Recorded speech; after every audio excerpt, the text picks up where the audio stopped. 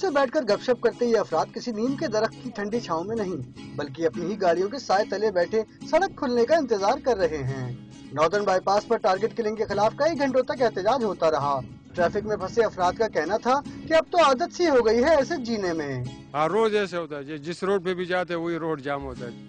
Traffic में फंसे सभी अफराद अपनी अपनी मंजिल पर पहुंचने के लिए बेताब हैं, लेकिन मजाल है कि मुजाहिरीन ने एक भी गाड़ी को जाने दिया हो। मुसाफिरों का कहना था कि अब तो हर इलाके में एहतजाज और हंगामा आराई मामूल बनती जा रही है, लेकिन सफर तो करना ही है।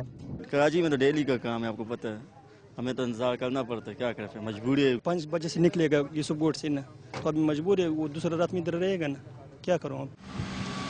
हब रिवर रोड और नॉर्दर्न बाईपास पर गाड़ियों के ड्राइवर्स 5 घंटे तक ट्रैफिक जाम में फंसे रहे।